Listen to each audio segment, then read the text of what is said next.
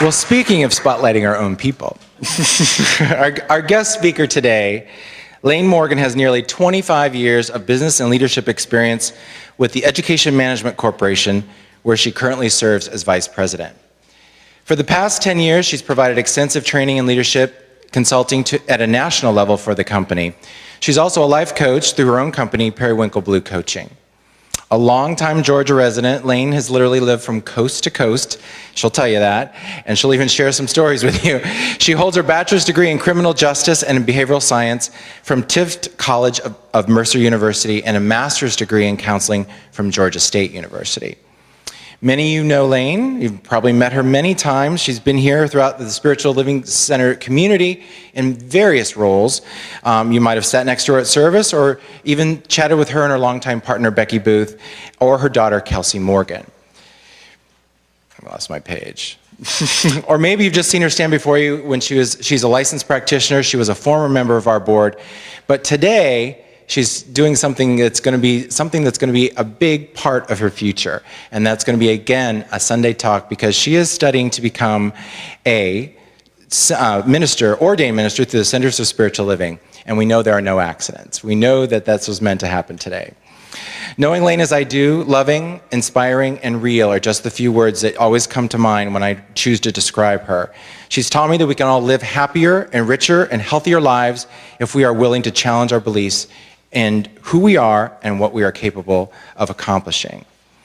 When I asked her to come and do this at the last minute, she said to me right after, definitely, it's like, don't worry about me. I've got this covered. I know what you need. And the thing is, I never was worried. I texted her right back and I said, because I believe in you. And I know you do too. Ladies and gentlemen, Laine Morgan.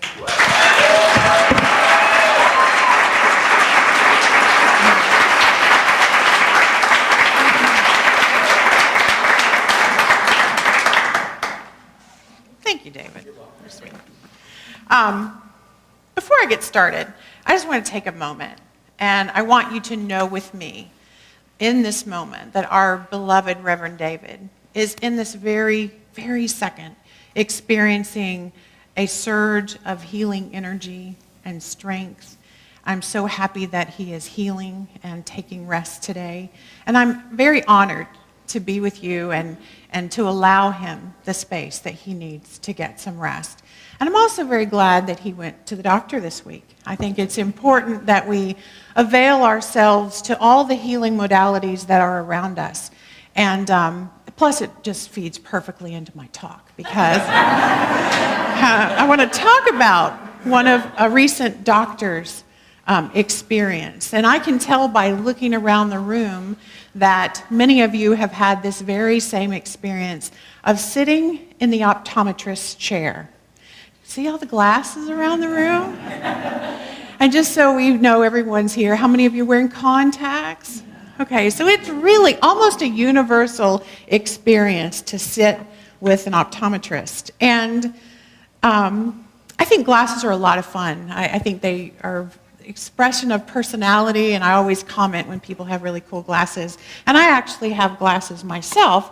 I don't wear them very often. My daughter fusses at me. She's a teenager, and she says that I don't wear them because I'm vain. But that's really, really not the case.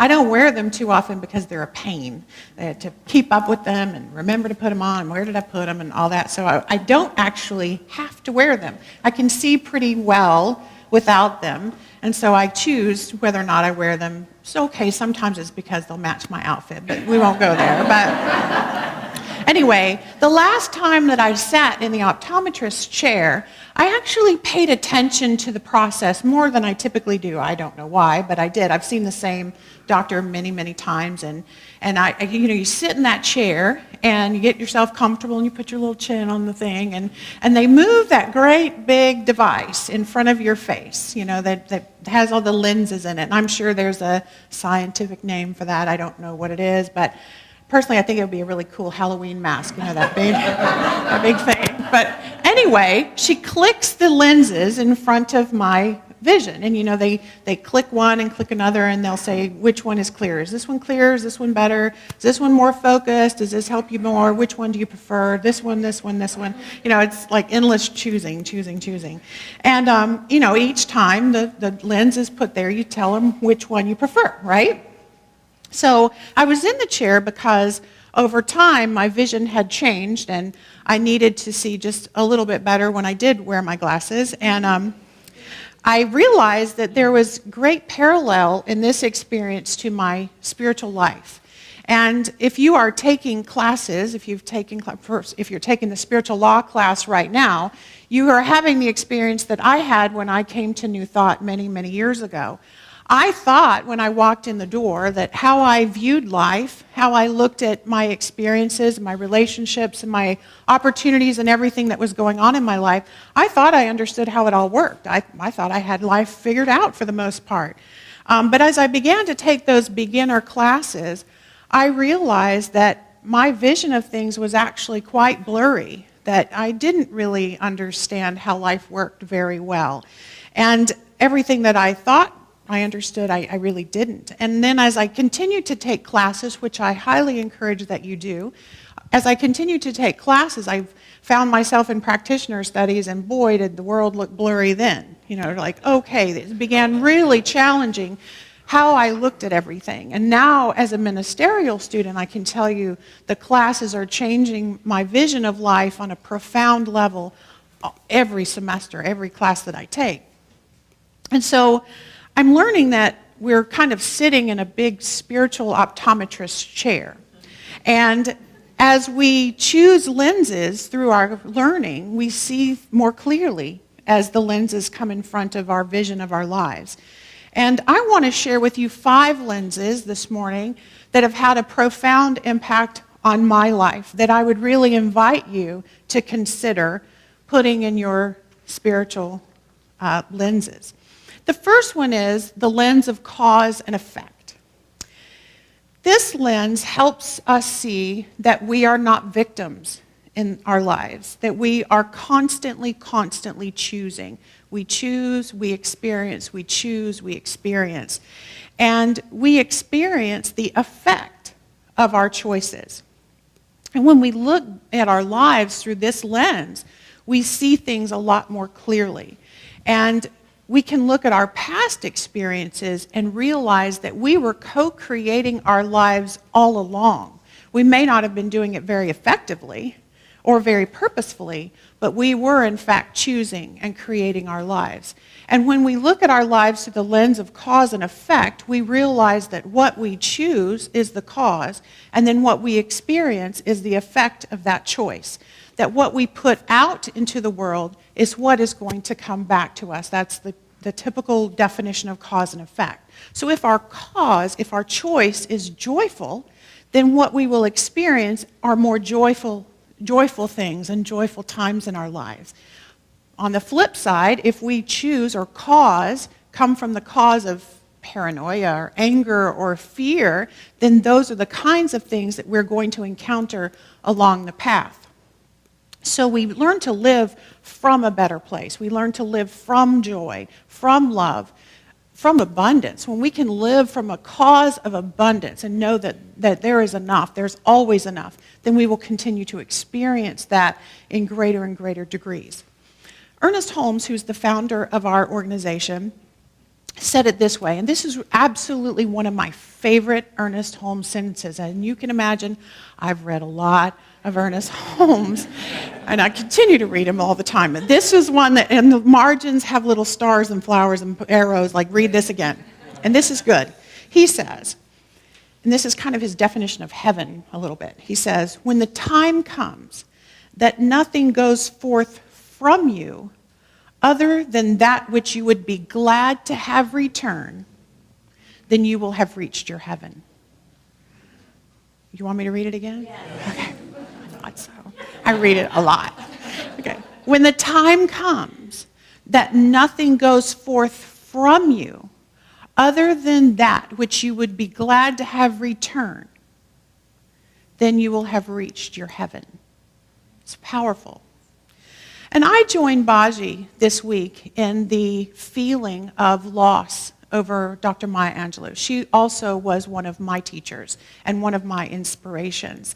And I'm Facebook friends with a lot of you, and I know that a lot of you also held her in very high regard. And I took the opportunity this week to read a lot of her quotes and some of her writings. Well, first of all, they were everywhere on the news, and anytime someone was paying homage or giving a tribute to her, they would put her picture in one of her quotes. And so I snagged a few of those for my talk this morning, and I know one thing, that Dr. Maya Angelou lived in spiritual truth, and she definitely wore the lens of cause and effect. And here's what she said. She said, "Love life, engage in it, give it all you've got.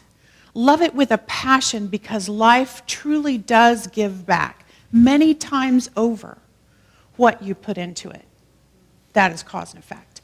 So let's say yes to looking through the lens of cause and effect. The second lens I want to talk about is the lens of perfection. And Ernest Holmes, to quote Ernest Holmes, he says, "There is a perfect pattern of your being, of your real spirit of you, which is as eternal as God, as indestructible as reality, and as changeless as truth." There is a perfect pattern of your being. And actually, in a lot of his writings, he talks about perfection. He talks about the pattern of perfection, that every cell in your body has a perfect pattern to it. Every organ in your body has a perfect pattern. Every relationship in your life, every situation that you're in is in divine order. There is perfection in it. And we can, to the degree that we can align ourselves with that perfection and treat that perfection, then we can experience that perfection. You know, we all say this little saying, "It's all good. It's all good." Well, when you have the lens of perfection that you're looking through, not only do you say it's all good, you can live from that belief and live it. Live that it's all good. When you can understand that underneath whatever it is that you think is wrong or bad or not happening correctly, if you understand that underneath that is order, there is perfection underneath that appearance of bad or what we've labeled as bad, you can know that everything is happening exactly as it should happen for the evolution of yourself and the evolution of everyone else involved in the situation. You can know that everything is a perfect lesson for you. You can be in awe of the synchronicity of life. Isn't it awesome when you realize that, oh, this unfolded perfectly, and I wouldn't have met that person, I wouldn't have done this, and it's all synchronistic, and that is when you're wearing the lens of perfection, because it truly is all good. And through spiritual practice, that remembering to put those glasses on, then you can live from that perfection. And just like I don't have to wear my glasses all the time, we don't have to wear these lenses all the time. Matter of fact, the lens of perfection is probably the one that slips off and I lose the most. You know, like I have to find that one. I have to find that one again. Actually, I think they're always available right here on my head. I just have to put them. Have you ever looked for glasses? And I know my glasses are somewhere and they're right up here. The glasses are always available to you. And when I need the lens of perfection the most, when I have to remember to put it on, is when I watch the news. When I look at the news from a human perspective, it sometimes makes me cry. It can be very upsetting and disturbing. But when I slip on the lens of perfection, I can take a step back and look from a higher perspective and know that there is order in the chaos, that everything is happening perfectly for everyone involved. And that is a lens that will do us all some good to wear quite frequently. The third lens I want to talk about is the lens of faith. And Ernest Holmes said it unequivocally in the Science of Mind textbook. He said, "Faith is the most important thing in your life." There's no doubting what he meant. Faith is the most important thing in your life. The last time I spoke, and I know some of you were here that Sunday, I talked about living freely from faith. That whatever choices I'm faced with, My faith gives me a fearlessness and a confidence to move forward and know that wherever the road leads, whatever relationships are down that road, whatever opportunities, whatever choices I have to make, my consciousness is preparing that path for me. And if I have faith in that, I can live more fearlessly. And then my actions can be based on faith. I know that my good is there, and I can look for it because I know that the divine force behind all is always delivering my good. That is just simply how it works when you have faith. And I can let go and allow. And I know that my current actions actually reflect the level of faith that I am in that moment. When I have a choice to make, when I know that I can step fearlessly into one of those life-altering phone calls. You know those phone calls you have to make, and you know that what you're going to say is going to change your life and someone else's. And you have to step fearlessly into that moment. Or when you're applying for a job and you just simply can know that whatever happens is what is exactly supposed to happen. Or when I have to just make a choice that's difficult. You know that old proverbial door number 3 that just might have that billy goat behind it. I know that I can face that because I have faith. And when I have faith in spiritual law, I know that it works to the degree that I work with it. And that is how this particular lens can really free up your life and change your life. So that's the lens of faith. But the next one is the hard one.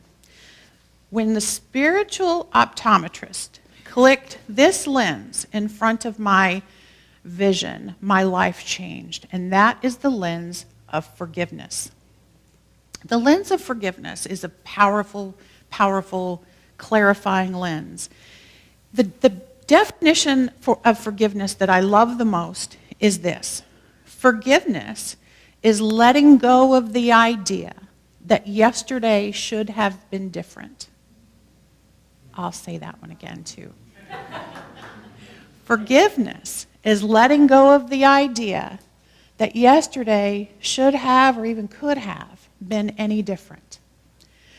When you wear this lens, your past looks crystal clear. Everything in life led you to this moment.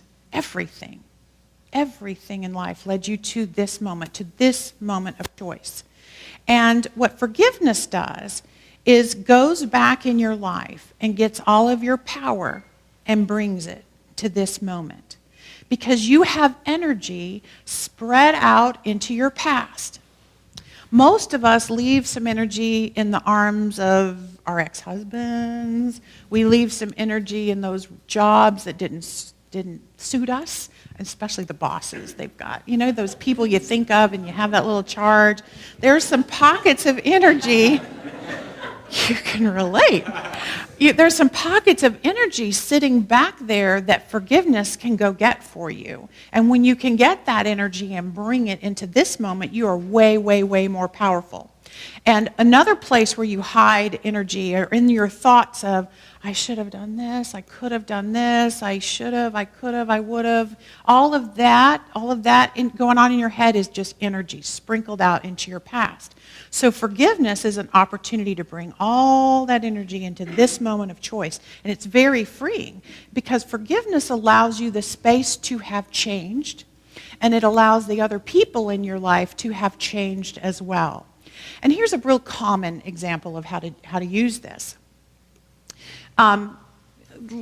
Through the internet, and especially through Facebook, we all have been given the opportunity recently of getting a message, perhaps it's a phone call or just a Facebook message or an email, from someone from our past, say 20 years ago, high school, college. Someone will say, hey, I'm going to be in Atlanta. Would you like to get together for a cup of coffee? You haven't talked to this person, seen them, even thought of them in years, right?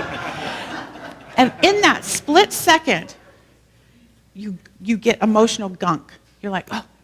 And you remember 20 years ago some forgotten thing that has been unforgiven. And you're immediately charged with, oh my gosh, she remembers when I did that. Or when we had that experience together, does she remember that? Does he remember that? I mean, what are we going to have to talk about that? Blah, blah, blah, blah, blah. And you go through the whole thing, and you kind of want to meet this person, and you kind of don't.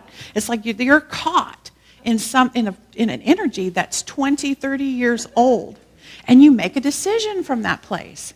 But forgiveness, forgiving yourself, whatever that was, and whoever you were back then, and forgiving that other person brings the possibility to this moment and say, what me right now in my life, do I choose to interact with this new person? It's not the person they were that many years ago either. Do I want to interact with them or not? And I'm not necessarily saying you should, but at least you can make a decision based right now. It's a fresh choice of what do I want to do and where do I want to be. And forgiveness gives you that space and gives you that power to make a current fresh choice from who you are today. We've done all this growing and all this evolving, and yet we're making decisions based on who we were 25 years ago. So forgiveness is the essential ingredient in the recipe for freedom.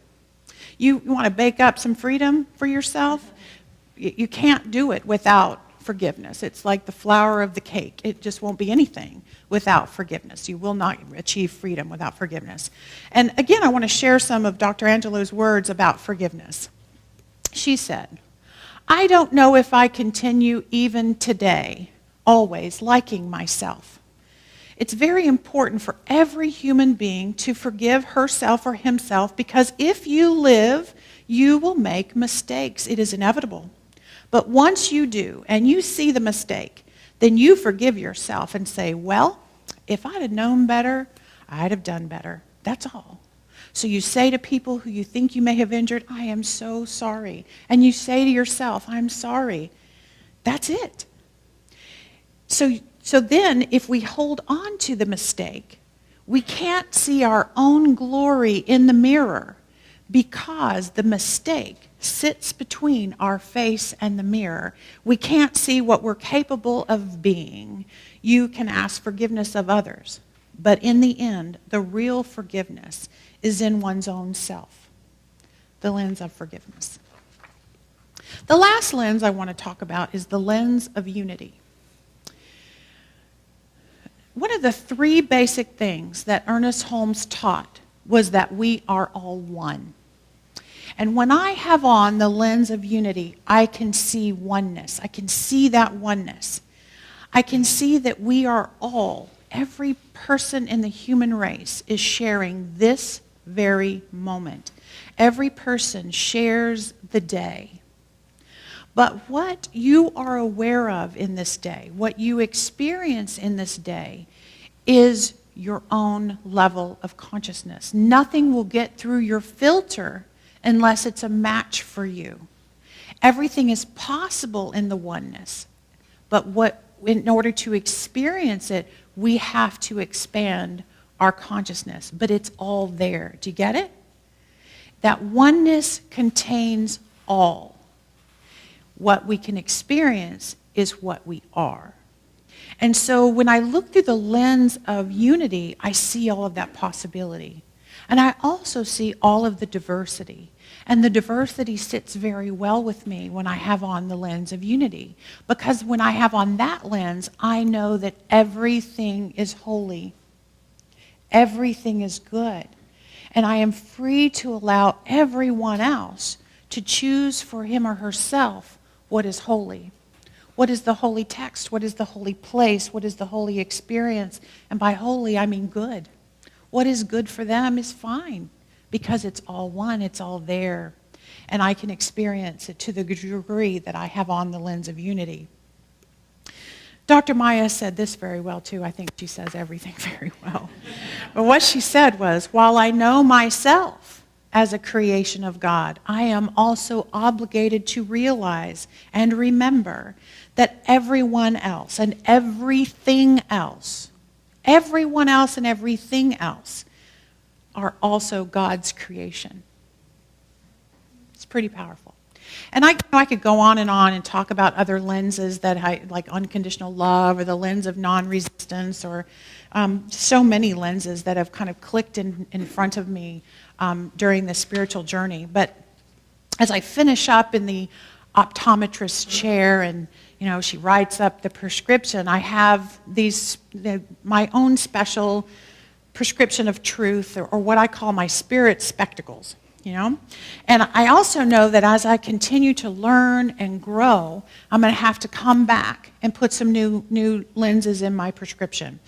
And I will get new perspectives. I'm a seeker. I know you're here because you're a spiritual seeker too. You're looking for a new way to view your life. So you too will sit in this chair and get new lenses from time to time. And when we have on our spirit spectacles, we can see others with much more compassion. We can trust in the divine flow of life and allow more of life to happen. We can look within to our inner voice and our intuition instead of looking for everyone's approval outside of ourselves. We can turn within much more readily. We can see the divine in everyday things and in the everyday interactions we have with each other. And when I'm consciously looking through my spirit spectacles, I'm at peace. I know that I'm divine. I know that all is well. I know that I am powerfully creative and I am free. That is the key part.